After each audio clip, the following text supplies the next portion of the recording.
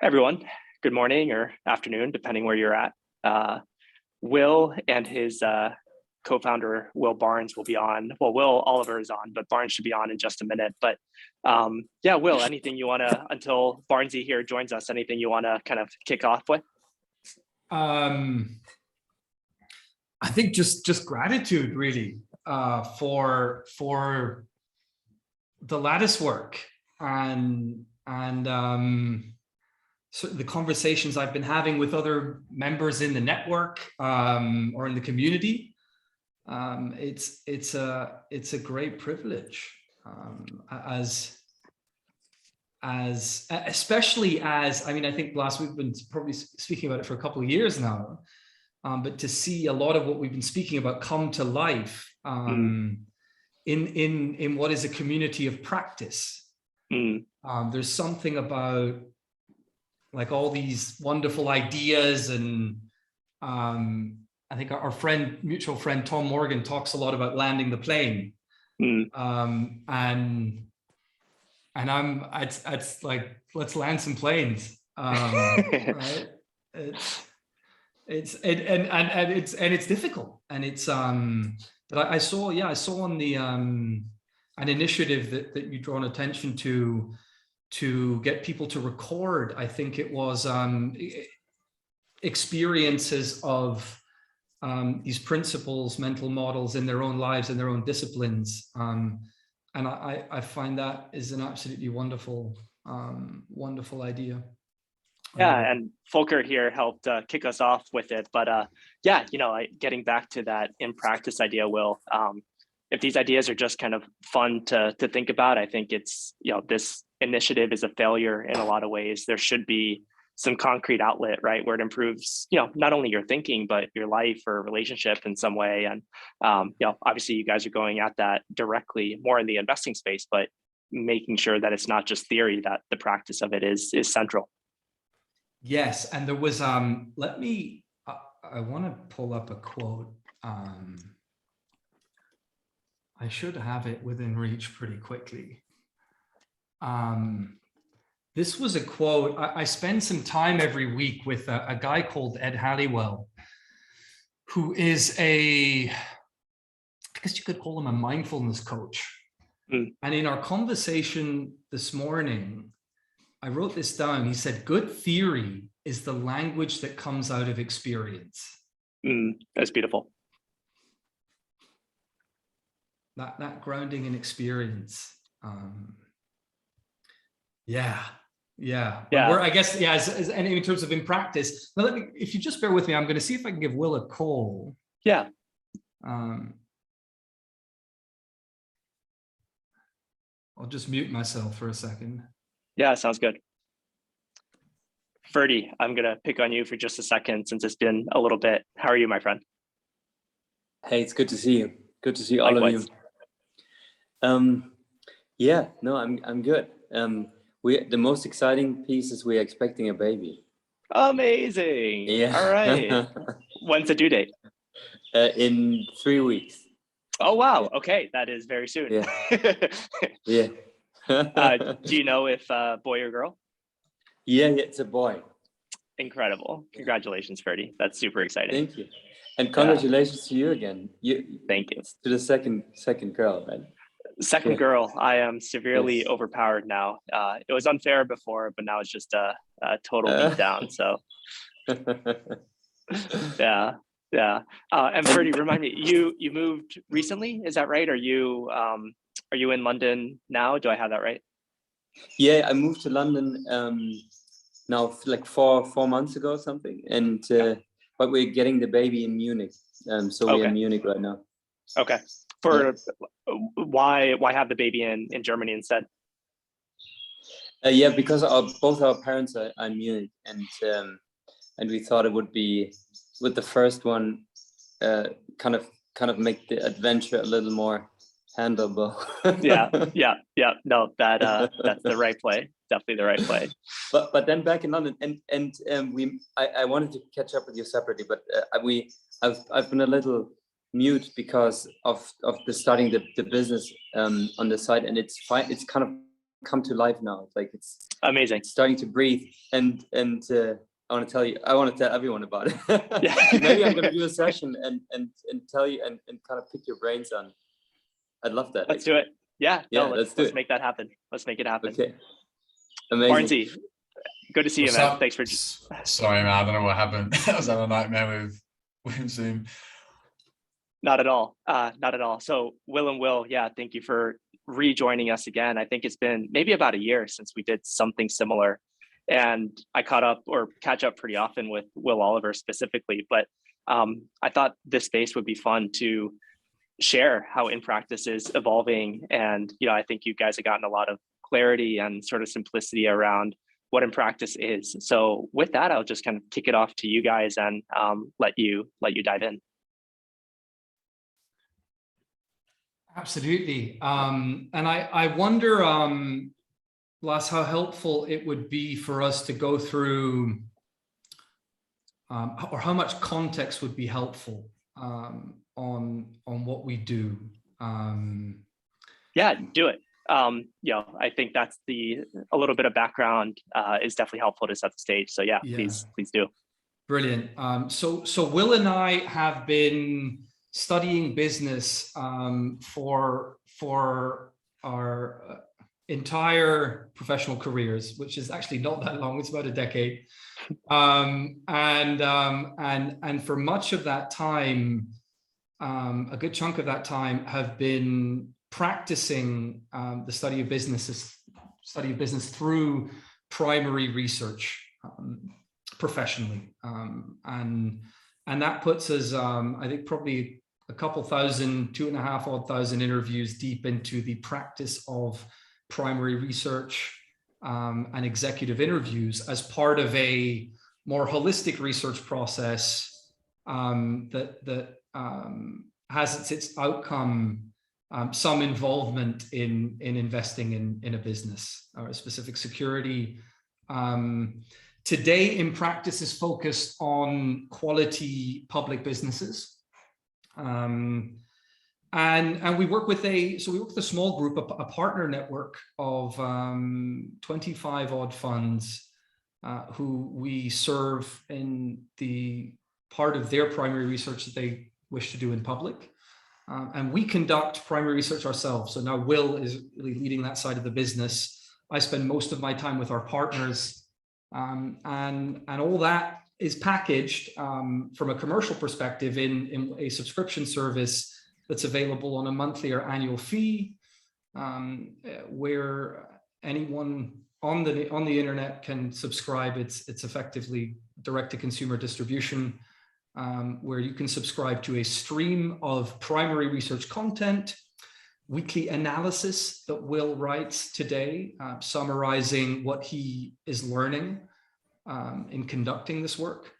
So a synthesis layer on the primary research interviews. We also conduct weekly dialogues with professional investors focused on a specific security, where we gather a group of people who either own the security or have owned the security or have started work and are trying to get comfortable with value creation levers of the business, the risks in the business. And we'll continue to layer services around this quest to get to the truth, or some kind of get closer to truth. I don't think there's anything such as absolute truth. Maybe that's something for us to explore as a group. But to get to closer to some sort of truth around the way businesses work. That also brings us into dialogue and reflection on the nature of quality in business. We're looking to study businesses for decades. We're looking for systems that are going to last a long time, that are going to create value for all stakeholders involved for extended periods of time. So this question of quality is something we think about a lot. And then, of course, this element of dialogue, which is central to the practice of this work and in the way we conduct it, and for the community that we're involved with. this question, or how do you have great conversations? How do you remove blockages to the flow of information? How do you get closer to truth in conversation? What gets in the way of truth in conversation? But really, yeah, it's this learning community, a community of practice. I guess everyone probably see pretty clearly why you and I enjoy getting on the phone so much. And the Lattice work has been a very deeply positive influence in our own work. And I think in the evolution of In Practice itself. So this community of practice committed to getting into some kind of relationship with the truth in business. And Barnes, anything you'd add to that, or should we jump in with questions? Or I've got nothing to add to that. We can just sign off and go home now. It's complete. No, that's beautiful, Will. And again, maybe it's fun next to kind of talk about the evolution of In Practice, right? Where you guys were, maybe when you and I first met, which is probably a year and a half ago. And I just, I think it's so easy to just kind of like pick a point in time and this is where we are today. But so much of the transition, there's a lot of lessons in that evolution. So maybe talk to us a little bit about that, of just where you guys started and where you are now, and maybe what you see in the near future. I mean, I'd be more interested, Blas, to see how you've seen it develop, because I think half the time, like, we're stuck in our own, it's hard to take a step back and realize, it feels like not a lot's changing every day, which is, but others have said, and we was in Omaha a few weeks ago, and they were like, it's changed so much. And we're like, what?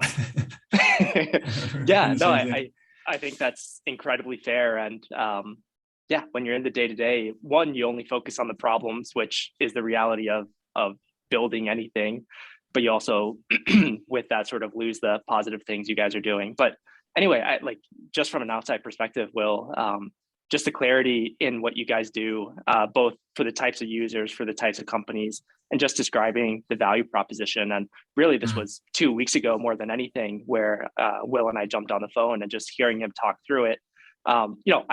I understood In Practice before, but I had to go to your website and I had to spend time thinking about it and sort of like dig into the weeds. And the clarity of mission, if you will, clarity of vision, is definitely come up in a big way. So again, that's something that you kind of tinker with. It's not something that comes pre-packaged out of your mind and is perfect from the get-go. It is an evolution. So anyway, that's what I've observed from the outside. Well, I think there's the core of what we do doesn't change, right? And the kind of North Star, or the mission, effectively doesn't change. And it's just it's really the details that kind of are really dynamic on a week by week or month by month basis. And so if you take a step back and look at how we started, I mean, it wasn't much different, right? We were studying companies, speaking to executives and understanding how they work, and then sharing it, and so that's kind of the essence of it's the essence of primary research, effectively. And so that one format of that is an interview, a 60-minute interview. It's been the format of the industry for the last decade or so. And so we simply just, published interviews. We actually started using them internally because that's what we used to, and then realized that obviously a much better scalable model was to find great people, and let them do the calls as well, right? And part of that was simply, finding great people to do interviews really well is really difficult. And partly because most of the people that can do this work, or at least think they can do this work, are working at a fund or on the buy side somewhere, and would think it was probably below them or below their pay grade, effectively. Yep. So you can't, unless you're going to pay money that we haven't got to get them, it's very difficult. So part of that business model evolved, partly not out of choice. And then when we just come around to the fact that actually, shit, this is pretty effective, and obviously Tigris are doing something similar, it was just a no-brainer. And so now, we're just trying to find effectively the best emerging managers we can find, making friends with them, doing research with them, adding value to them, and then hopefully they will be part of our community, and they do interviews as well, right? So they know some of the stuff you'll see on our site, as Will said, is our work, stuff that we do internally, and then also stuff that they do. And arguably, that's better than, well, it's definitely a more effective way to scale a content business than hiring someone, because it takes longer. It's also just they have obviously the most knowledge. If you find a hedge fund manager that owns a business for 5-10 years, they're going to have, a different level of knowledge than training a young analyst. Doesn't mean, actually, this is what we're realizing now, is that it doesn't mean the content that you produce or the primary research you produce can't be differentiated, because I think a lot of the time, I mean, for example, literally, I just got off a call, which was pretty slightly late, with a guy from Costco. He spent 26 years at Costco, was fairly senior in was assistant general merchandise, which is kind of like head of the buying team in Canada, but left 5 years ago. So typically what you find is that when you, like, for example, if you have a hedge fund that's paying credits for to do interviews, do primary research, they would say, actually, this guy's too far, it's too far out. He's been out for 5 years. He's not really relevant, because I want to look at whatever next quarter or next few quarters of pressure for Costco. So it actually enables us internally to do something pretty differentiated, or just different, in terms of what the hedge funds will do. So that's why I think you see some of the content that we produce internally would be interviews with executives that people wouldn't typically want to speak to, which enables us to produce different stuff. Anyway, I'm going off on a ramble here, but the point is that I think the way that we produce content has evolved by also working with great investors. And the future for us is really kind of listening to the market and understanding that people just don't want a shit out of content. Right? They want to understand and they want to learn how these companies work effectively to make an investment decision. And so helping them do that more effectively is kind of the essence of what we're here to do. So new ways, new formats, new pieces of analysis or ways to help people learn is kind of where this is going to evolve, on top of a foundation of, hopefully 1,000 interviews a year on the best businesses we can find. So that's kind of, how we look at it.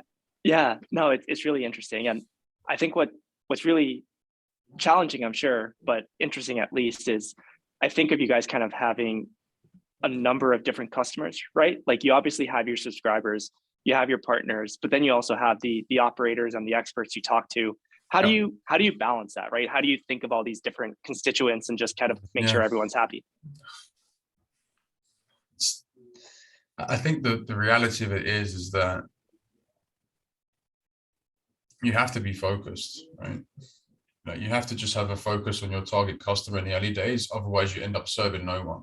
And so we talk about this a lot internally, of balancing between like your own authenticity, like what you really believe is what you should do, or what you feel like you should do, versus like building a business, right? And effectively driving, the cash flow that you need to finance the business. So, for example, as part of the mistake potentially that we made in the early days, where if you went on our landing page a year ago, you'd be like, this looks pretty cool, but like, what the hell is it? Who are they serving, right? And so, and part of the reason was that because what you just said, right? We know that the content we produce, I mean, we see everyone that signs up, right? We see, it's funny because we can do an interview and we've done interviews on companies, and the CEOs signed up to read it, right? And to see what's going on. And you can see it spread around markets and geographies where people are sharing it. And so, and we know that if you are an operator, you will definitely find it interesting. And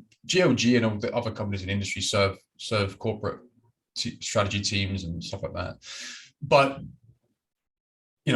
good luck trying to go and sell a package to every corporate strategy team, out there, or HR. So I think part of it is just appreciating that, the core customer base of us, there's a big enough market out there for investors, for professional investors. And to be honest, the paradox is that our core customer base, the investors, it's the highest hurdle to actually acquire those customers, because they use Tigris, they use Stream, they use our former employer. You've got to be really good to actually catch their attention and for them to find value add. We're actually, the advantage that we have is that we have distributed online, $400 a year standard D2C kind of go-to-market model. So anyone can subscribe. So really, like, where we would have a structural advantage theoretically is like retail investors or like individual operators that come across our stuff, where like they land and like, shit, this is great because I've never seen this before. Yeah. So it's balancing that, in the long run. And I think what we've come to the decision naturally, and it may change, but it's just focusing on producing the best content, the most differentiated experience possible for professional investors. That's the highest hurdle rate. Give that a good crack. We know there's a big enough market out there for us to make the economics work. And then as you do scale the library, naturally you will have that, we call them like the marginal customer, people that are not reading the stuff day in, day out. They will filter through, and subscribe. And whether we have the right pricing plan for them now or not is a different question, which probably needs to be a bit cheaper. But yeah, it's really tricky. Yeah, no, it's fascinating. And well, sorry, maybe I cut you off. Was there anything else you wanted to add to that? Yeah, I think it's, I mean, to be honest about the internal debates we've had about this, it's been really interesting. And I think Will and I tend to naturally gravitate towards thinking a few years out. And I think there's a beautiful, hopefully, complementarity of opposites in the way that we work, where I'm like, a couple of years out, and Will's like, okay, how do we deal with this now? Right? Like, how do we, and so earning the right to play the long game has meant, if you think about our business as a marketplace, right? Whereas you were saying, we've got, as we've just discussed, we've got this whole supply side today of operators that also has its own demands. And you could also, if you could invert, and we talk about right now focusing, and we focused our communications on articulating a value proposition for long-term, fundamental, concentrated investors, these investors also supply capital to, if you invert it, to a demand side of operators. And so I think there is something that we are extremely interested in, which is long-term and medium to longer term, solving more and more interesting problems for operators. It's just this sort of, more sort of brutal reality of how do we actually get there? And how do we, if we're not going to raise tons of money and try some sort of VC-backed attempt to get to the moon, which is not at all, I guess, how we think about it. At least for the type of work that we're doing, it's not how we're built.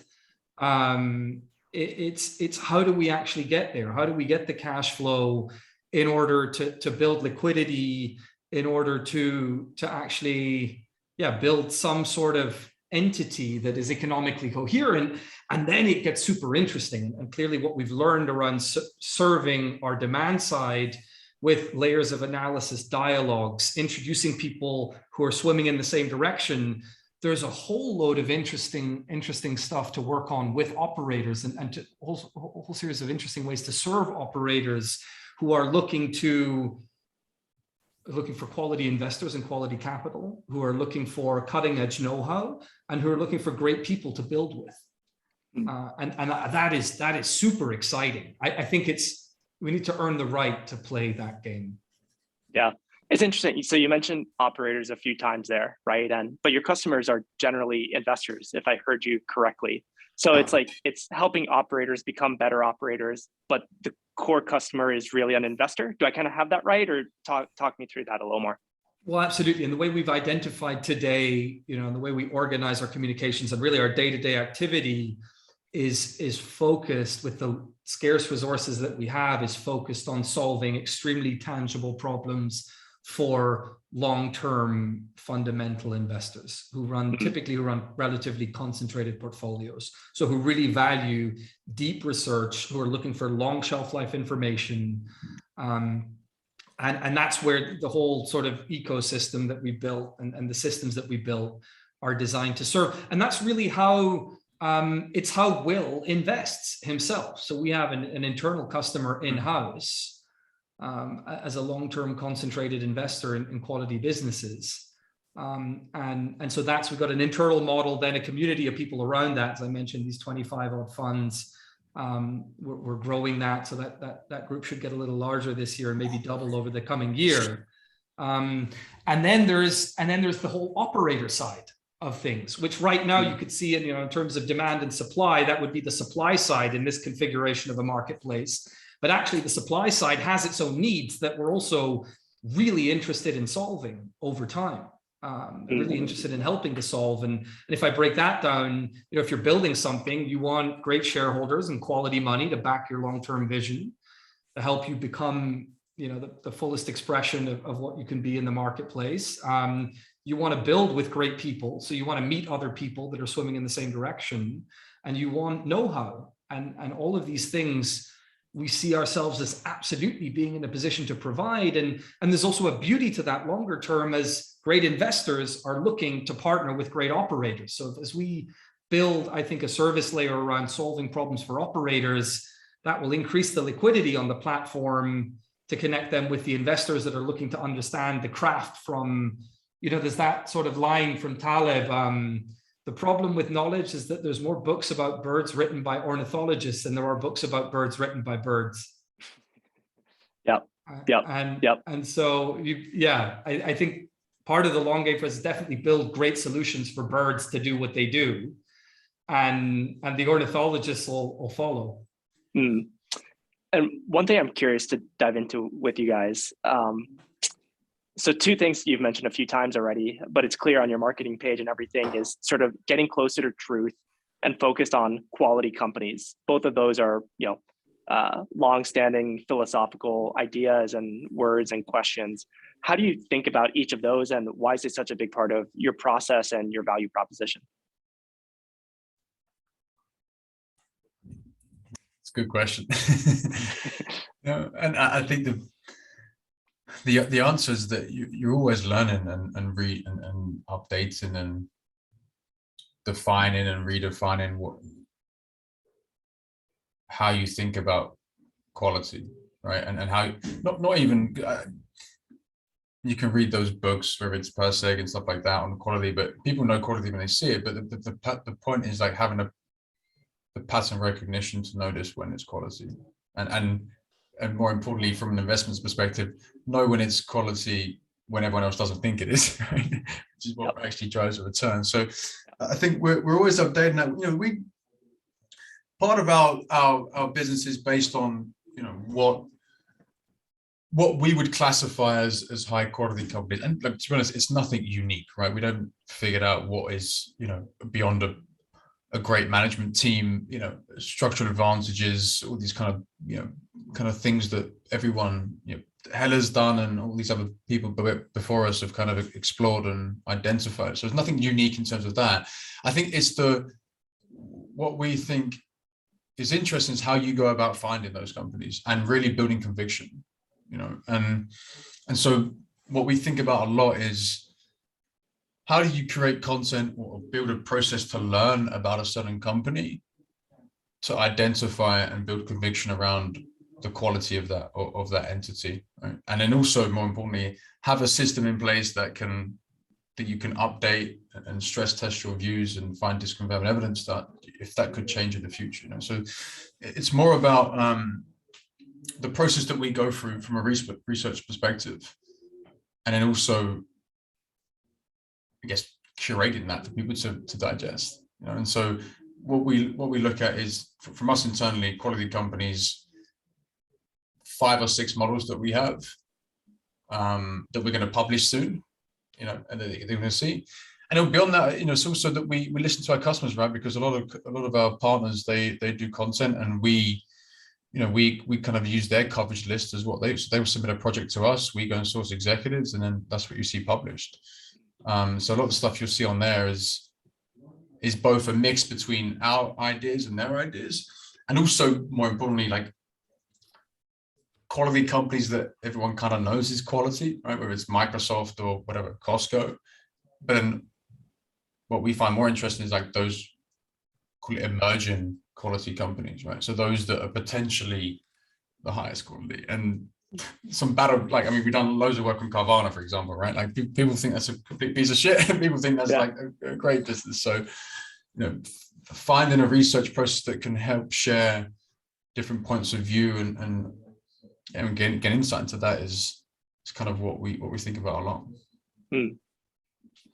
I would love to bring in just a quote that I think I've certainly spoken about internally, that brings in some of the complexity, or maybe to add to what Will said around process, some of the difficulties that can arise when you're looking for quality. And I think this, so this is by someone I deeply respect, Josh Tarasoff, an investor, who this essay is publicly available on his website. And he writes, quality is underappreciated. It cannot be, it speaks to the sort of the more complicated side of quality. It cannot be modeled in Excel. It's not on the balance sheet, nor does it make for an exciting investment pitch. Quality is not easy to pin down because it often represents new ways of doing things that stretch or break old mental models. Investment ideas based on quality can be difficult for investment organizations to implement because deep appreciation of and conviction in quality is difficult to convey from one person to another. It seems common for quality to be dismissed in favor of so-called structural advantages, things like a brand or a switching cost. These are important too, but the more I've seen, the more I'm convinced that the difference between great and merely good is qualitative. So this speaks to how tricky this can be, because you've got, you know, at the surface level, as Will mentioned, you know, quality management teams, win-win I mean, I find your framework is, I think about that a lot, and it's really influenced me. You know, 8-party or multi-party stakeholder win-win, right? Is the business embedded in, and the more stakeholders it's embedded in a win-win relationship, probably the more durable the system is. So there's that sort of more tangible element, and then there's all this stuff you can't put into Excel, which is really culture, right? Which is, how do people behave in the good times, under duress? How is the vision brought to life within the business? How is it lived culturally? And looking at the long-term drivers of value creation. I mean, I think it was Drucker, culture eats strategy. So, and what Josh adds, if you go on with that essay, he talks about the dynamic nature of quality. So a quality system actually evolves, which is what's so difficult to price, and why, you know, if you read Nick Sleep's work on Amazon, or even what Josh wrote on Amazon years ago, they seem to have understood aspects of Amazon's model, some of these dynamic aspects related very much to culture, and Bezos's core beliefs, that have contributed to the evolution of this system in ways that they didn't, of course, entirely predict, but it's grasping through, I think, I mean, to maybe draw it in a little bit, the study of culture, the study of how humans treat each other, the study of you know, sustainable ways or sustainable, the relationality between humans. It's all this messy stuff. And that's where you get these cliches, right? The soft stuff is the hard stuff. That stuff that also certainly in our industry, people approach, or we often approach these problems with, you know, a focus on very tangible, quantifiable metrics, and actually the long-term performance of the system. With the metrics, you get a snapshot in time, you can get track records, but actually what's really driving behavior is much harder to put your finger on. That's true, but also the numbers don't lie, right? So culture and you know, the dynamic nature of quality at some point in time is reflected in the shareholder equity that is created, right? And it depends on how you analyze quality, right? Because you might have, I don't know, you might have a local electrician company that's 2 or 3 people that has been around for 50 years, right? And the directors take all of the capital. You know, is that a quality company? It's enduring. It's embedded in the system. It shares the, you know, it's win-win-win. but is that quality? You know, that's one version of quality. So I think also people always want a framework, right? Like give me a framework to use so I can just take it and make money with it. But it's never that easy, right? Yeah. And it just depends on what perspective you have. So I think we operate right now in this, obviously in public markets strictly, right? So a lot of the people looking at quality is from a minority shareholder point of view, right? Which ultimately has to be reflected in the shareholder equity on the balance sheet at some point in time, right? And so all these businesses that you look at, I mean, Amazon, if one lens that Nick Sleep and Josh had on Amazon, if you dug in, you could see that it was reflected in the unit economics of Amazon and the cash flow that they were generating. It was just hidden by a lot of the investments they were making. So I think part of the challenge with this game, which is why it's so fun, is balancing that, call it the soft and the hard stuff, right? And flexing both sides of your brain effectively. Yeah. Yeah. And I think, sorry, well, I'll turn it over, but I was just gonna say one thing that's so fun with you two is that it seems pretty clean split in terms of like right brain, left brain with you two, and having you both sort of like marry that tension with each other in this business it's amazing to see. It's really cool. So yeah, Will, I didn't mean to cut you off. I just wanted to share that quickly. Yeah. I mean, I think it's it's a great joy to be in this position. I think I'm certainly deeply grateful for it. And I think it'd be hard to get through a conversation like this without referencing the Gilchrist and just the impact that his work has had on certainly the way I think about the complementary nature of opposites and the tension of opposites. That when harnessed, that there's a deep creativity to that. And I think as founders, certainly the way we communicate and harnessing the power of that to constructive ends. But I the more I understand that, the more I think we're also drawn to businesses that harness the complementary power of opposites. And you can tie that back to quality, I think, in a sense. That systems that seem to iron out all difference or diversity in perspectives tend not to last as long. Yeah. Monocultures are fragile. Yeah. Barnes, if I heard you correctly, and correct me if not, but you said something along the lines of maybe adding your own color to certain interviews as well, right? Maybe some opinion on an interview or a company. How do you balance that, right? There's one thing of just like having an interview with an operator from somewhere who's been there a long time and this is their take, right or wrong. You're sort of like hands off, if you will. So how do you think about like that consistent, color that you guys would add as in practice? Like it's brutal, man. Yeah, brutal. Yeah. It feels it's every really weekend. It's every weekend, which is brutal. But I think ultimately it comes back from this potential insight that people don't necessarily want interviews, right? They want to understand, how a company works or how something works, and an interview is just one format. And that's one insight. And the other thing is just the brutal reality of there's just a crap load of content everywhere, right? And Tigis and Mosaic and our former employer are producing 100 times more content.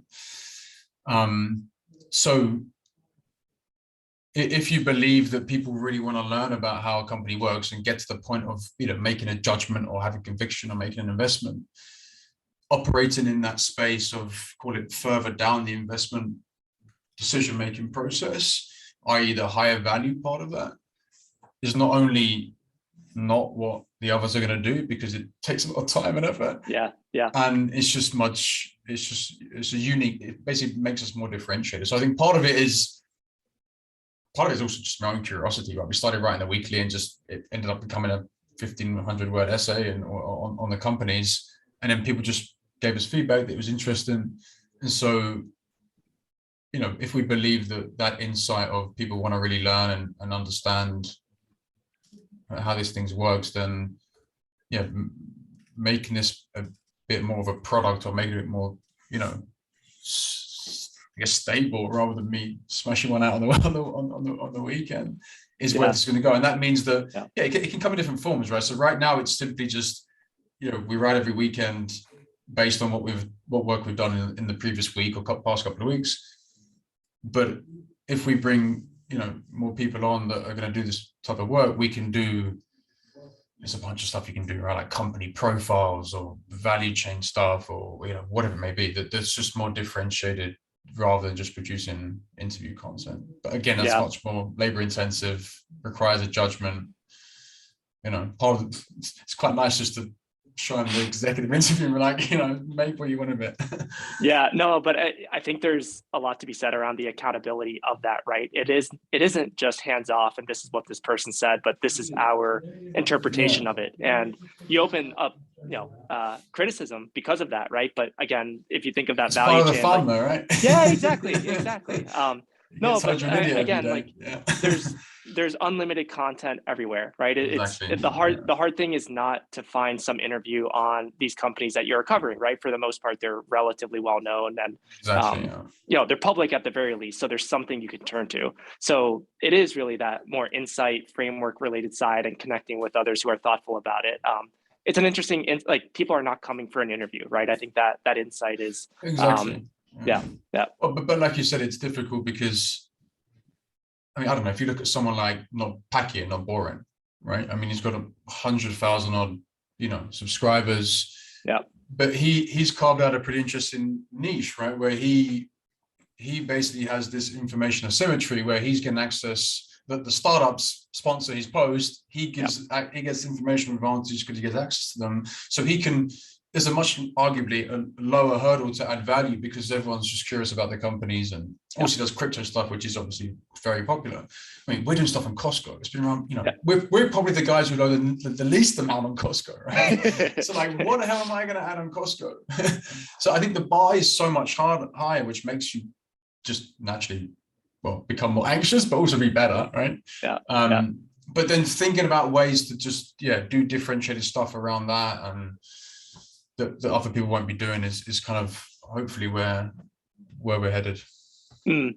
Will, Oliver, maybe to concretize this a little bit, and I see Ferdy and Paul have 2 questions, so this will be my last one here, but just walk us through as a new subscriber, if I hadn't joined and I signed up, what can I kind of expect, right? You've alluded to the interviews, but talk to us through the tangible value that I can expect. And, on a weekly cadence, you get the weekly newsletter, et cetera, just bring it down to the foundation a little bit for us.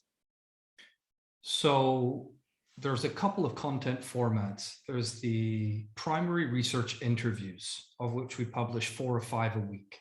Those are split between interviews that Will conducts and those that our partners conduct. Our partners are exclusively professional long-term investors looking for this long shelf life information. So it's this community of practice built around shared values. So the primary research interviews.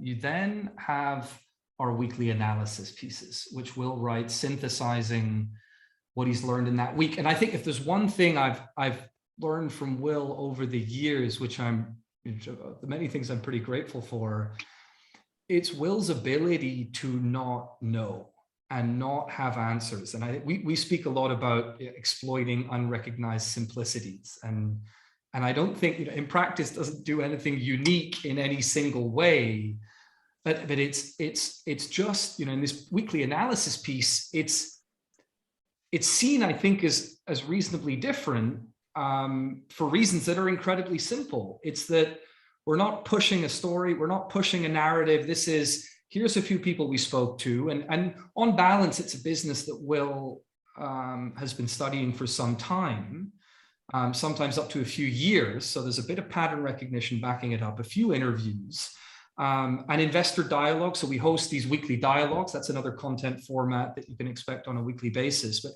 through a combination of these work streams, you get this piece of analysis that's trying to pull out relevant patterns to the way value is created and distributed in the system. Value for employees, customers, shareholders, et cetera, suppliers, and a reasonably rigorous focus around the unit economics of the system. So primary research interviews, weekly analysis, an investor dialogue every week where we bring together a number of shareholders in a security to talk about value creation, levers that drive value.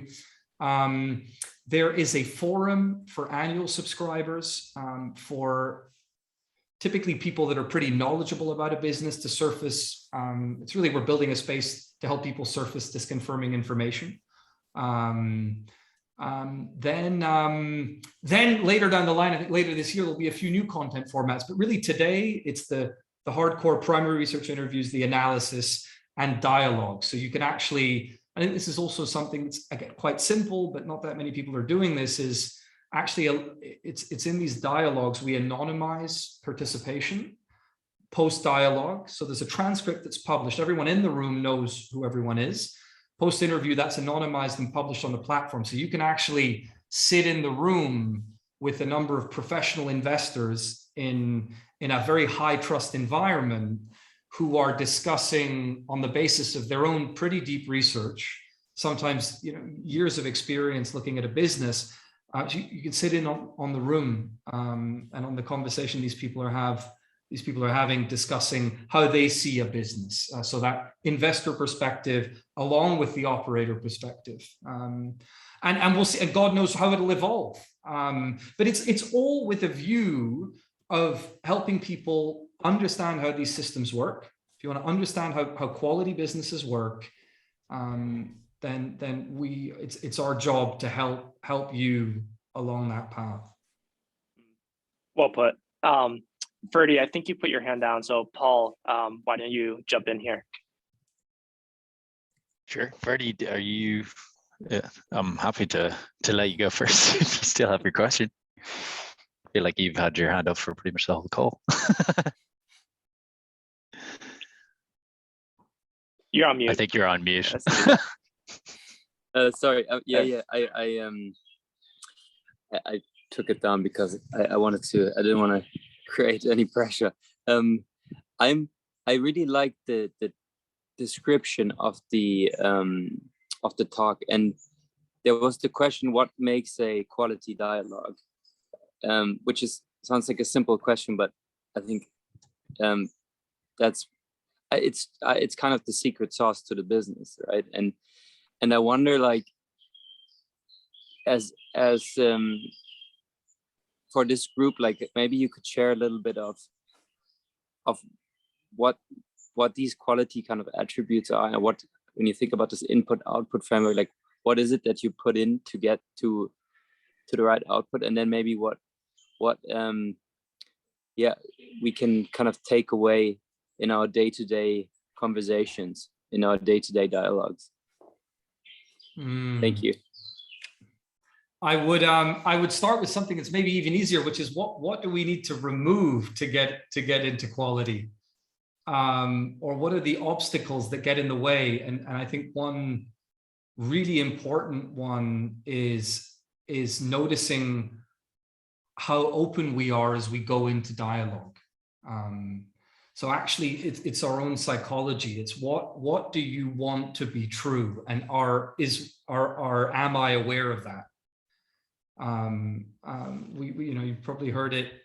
I apologize, Fadi, but you've heard this far too many times. Blast two, right? It's this line that the truth awaits eyes unclouded by longing. And so in dialogue,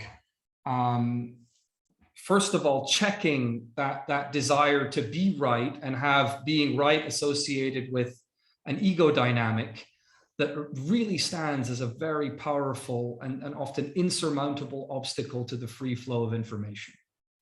And it's all, we all talk about surfacing disconfirming information, but the more involved we are, if there's money or reputation on the line, just bringing that into awareness can transform the quality of conversation.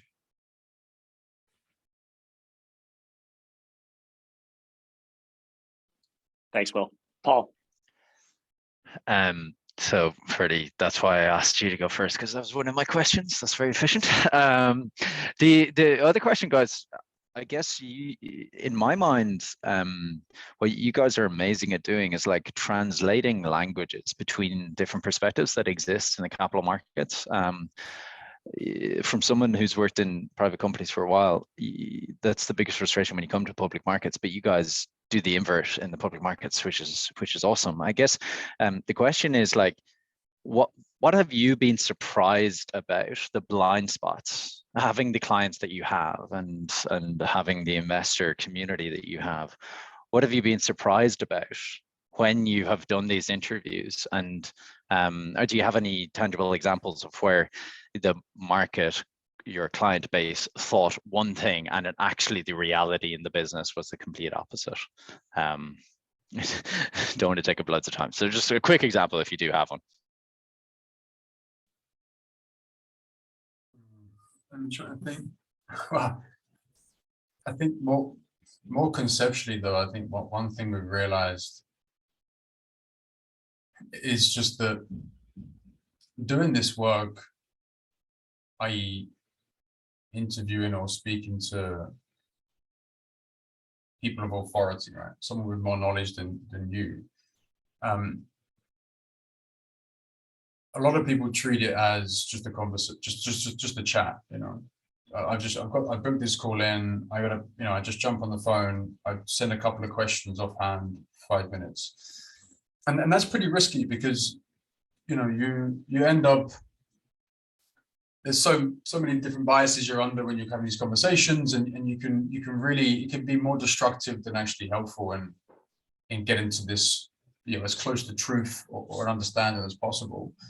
And so what we've realized is that there's potentially for people that are interested, there's a lot of work that we could do to help them professionalize the way they actually approach interviewing executives if they are committed to really understanding and finding truth about companies. So that's the first thing more conceptually about, you know, what we've realized. Now, the reality is that, frankly, a lot of people, this is not their core focus when they wake up every day. If you're an investor, right? You're a portfolio manager, you're making sure you're not blowing up every day and you're not worrying too much about interviewing some random guy on a company you're researching. And so people don't prioritize it as much as other things, which is understandable. And so just helping people get more effective at that, more efficiently, could be, you know, a huge value add for investors that really care. And then specific examples. Oh man, I mean, we read all the interviews that our investors do, right? And so you can see, I do this all the time, right? So, you know, it's very easy to do, but leading questions and just and framing questions to get the answer that you're looking for is like 9 out of 10 questions. Right? Not that much, but it's you know, there's a lot of stuff out there where people just are pushing their own agenda, and you know, you have a version of what you think is true and you just frame everything so you get that answer. And that also leads to, you know, yeah, potentially being completely blindsided. I mean, for example, just for me, right? So I've done a lot of work on Carvana over the last, probably like 18 months.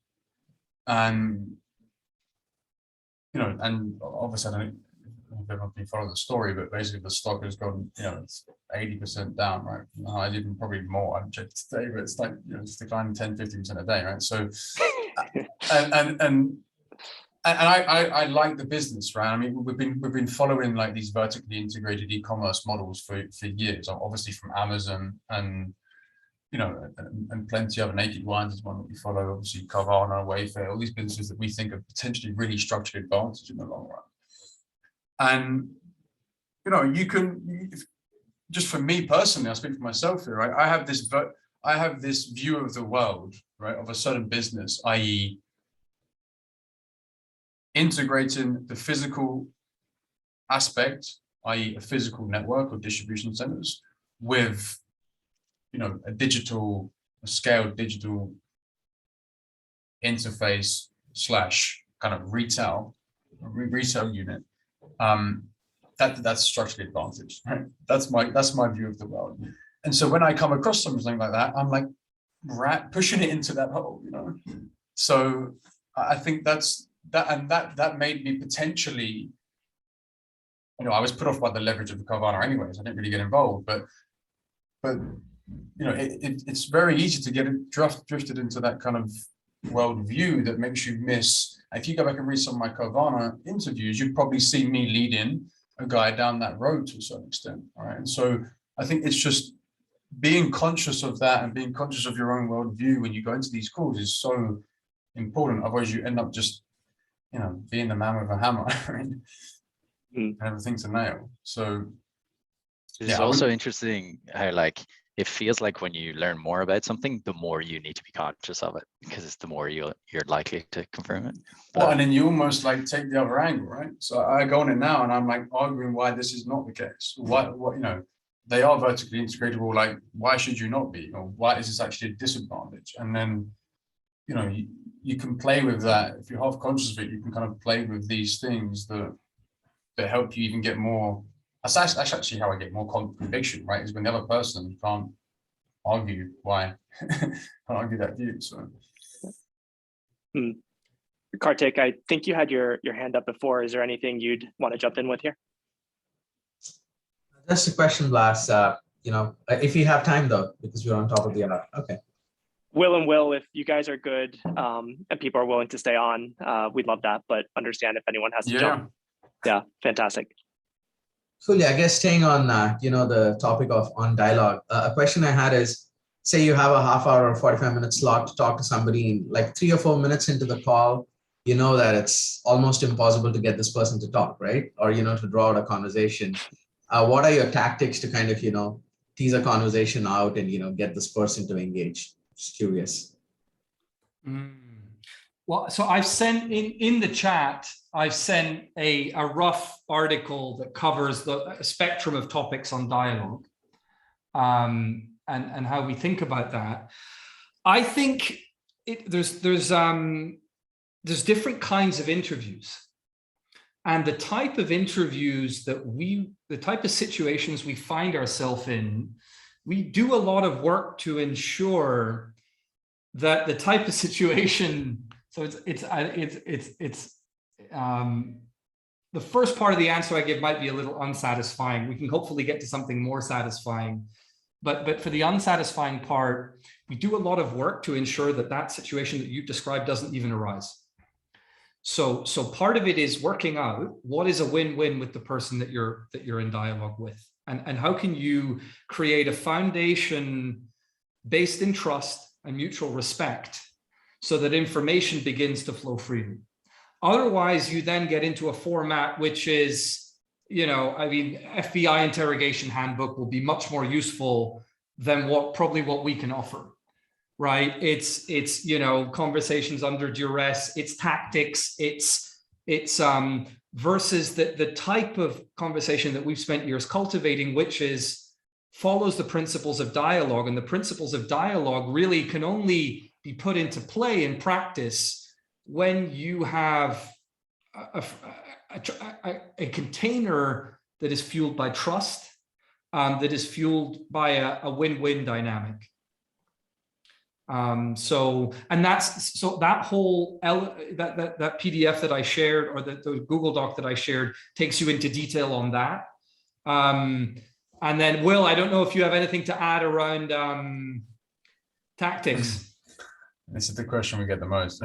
Like, how do you stop people bullshitting you, right? or not opening up to you? It's really difficult. I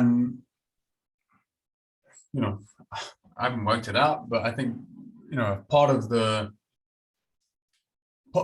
when I make big mistakes like that, and I kind of draw people into a state where they don't want to share things, it's typically because I'm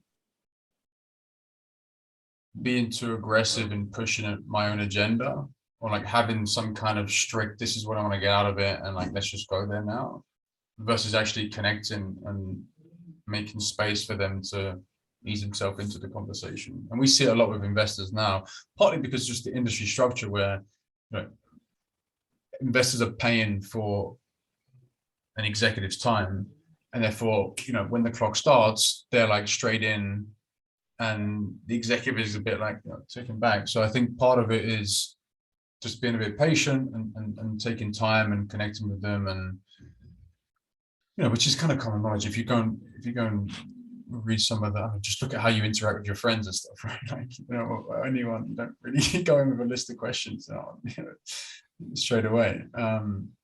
But it's partly that, and then the more interesting question is like, if you have a sense for if when someone's not telling the truth, or then they're not telling you the whole story, what do you do then? And there's a whole bunch of techniques you can have around indirect questioning and lines of questioning and stuff like that that could take you from A to B like that, rather than, you know, directly.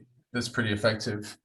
But again, these are all fairly complex skills that are also based case by case, based on the person, the situation. So we're still figuring it out. To bring in another really practical example briefly, so I spent part of my morning today working with a partner that's looking at a software business, and he was looking to understand the relationship between strategy and culture at the business, and specifically the ability of the business to deliver on strategy given changes in the management team. So that's what we would call a line of questioning. Now, and we were exploring and thinking today about how to approach that. And we agreed that going straight into questions about the capabilities of the management team, or more sensitive questions around, because the business has seen changes in senior management, opening up with that to get to that any kind of meaningful high signal end result, we agreed was not effective. So I think it's really to draw out what Will said, that there can be a big difference between your line of questioning and where you're going, and how you actually get into, you know, there's 1,000 ways to get there, really. And those ways need to, I say 1,000, you're trying to work out what resonates with the person that you're working with, what they're comfortable with. That's assuming that they have some signal to offer on that topic. Because another, you know, it's sort of another issue you'd have is that you're actually asking for something that can't be offered. And that's why you get a breakdown in communication, because the operator doesn't have the information. But if they do, it's being sensitive to how to build that trust and build a relationship, and you know, and feel your way into the line of questioning. Will, one thing that I try to cover at least at some point with these types of talks is to figure out, like, what is your current bottleneck or bottlenecks, right? If you kind of think of it like that, and can we be of help in some way? You know, are you looking to fill some sort of role, or looking for an expert in some sort of company? Whatever comes to mind. Trying to figure out if there's some sort of like reciprocal engine we can build here as people come on, and if we are able to help you in some small way, that you know, hopefully it's worth your while. Where do we start? There are hundreds. I think you're looking at a bottleneck. They're everywhere. Yeah. You're looking at two bottlenecks. They're everywhere. No, I think, I mean, to be honest, a lot of it is, I mean, you know, we have these great conversations and talk about all these great ideas and stuff, like, and then, you know, we go back to the brutal reality of like operating and, you know, and dealing with all the crap of operating a business and doing admin and all this kind of crap, right? So a lot of it is just scaling onboarding of executives, right? And so how, you know, we look to onboard 150, 200 executives a month, which is not a lot by a huge dimension, but if you have a team of 10, 11 people, you know, plus producing content, it's a lot of work, you know? And so doing that efficiently without blowing out your cost base is like the core focus right now that is proven tricky. So yeah, we're hiring for people that would like to come in and be more of like to be honest, like more of a recruiter, like an executive recruiter that we kind of class them as. And then beyond that, I mean, the future, I think what would probably more suit your community is more around, yeah, doing these, call it more synthesis on top of our library, right? And adding more value to our customer base that is just not an interview, is probably towards the end of this year, maybe early next year, hopefully, we'll be looking to bring someone on that can start, yeah, helping us write some stuff. So, Will, to tease that apart a little bit, it would kind of be to draw patterns between companies and interviews. Is that kind of what you're getting at, or it's still open? Okay. This is a blank page, right? I mean, Yeah. ultimately, you have a whole expert network at your service, and you have a library at your service. Like, go and do shit. Go to town. Yeah. Right, and hopefully there's, I mean, we obviously have ideas, but there's, I think, we talk about this another time, but like the whole research landscape, the whole like sell side, buy side, or independent research shop, and the research they're providing to our core customer base we're talking about now, that's all completely changing, right? In terms of the sell side's declining, you have these new, Substacks, all these people that are writing online. So there's lots of ways to innovate and produce new types of, call it investment research, that is unique. Plus you have, we have hopefully an infrastructure that can go and source any person in the world for you, right? So there's pretty cool stuff to go and do for people that are really interested in this work. Hopefully when we just get our shit in order a bit. Yeah, no, it's so fascinating. Talking to a few family offices that are kind of exploring what they're calling like a Morgan Housel type role, which is more like marketing in terms of writing. Of course, man. And you guys could serve as that outsourced function in a big way, right? But anyway, it's interesting that some funds do this internally, right? Some funds bring primary research internally. Yeah, exactly. And anyway, once is kind of a data point, but 3 or 4 out of 5 or 6 people I've talked to recently, like this is now a thing. And it's just interesting to kind of see that trend, and you guys fit that so well. Anyway, that makes a ton of sense. And Will Oliver, anything top of mind for you that might be worth sharing? I think it's no, I really mean it when I feel like a bottleneck. I think part of it is extracting myself from, there's just a brutal reality of breaking down the journey to becoming whatever it is we're going to be. And part of that process is working out where each of us adds value, and our involvement in different operational processes. And right now the reality is that we're involved in a whole range of different things. And as Will said, the beating heart operationally of this system is onboarding operators to serve, the partner community. I mean, that liquidity in the platform is the key to all sorts of games to play. And so it's finding the right people and building teams that can onboard operators in ways that are high quality, high integrity, that are because this is not a new problem. The industry, and there's a $2.5 billion industry of 100 odd businesses that do a version of this work, which is matching supply and demand. And it's a very transactional experience for the supply side today. And that's part of what's so challenging, I think, for us, and Will alluded to it earlier. It's the sort of radical focus required as part of a company building process on really refining that customer experience, and I think over time devoting more and more time to solving more problems for the supply side that we can't quite meet. But that's not to say that right now it's a system that works. It's just doing more of that. How can we onboard 200, 300 operators a month? If we're going to double the partner community, that's really the. It's these, talking to another group that's looking to scale physical schools to like thousands in a year. And anyway, when you start thinking about numbers as large as you guys are talking about it, there's always some interesting bottleneck, and figuring out what that is and how to solve it.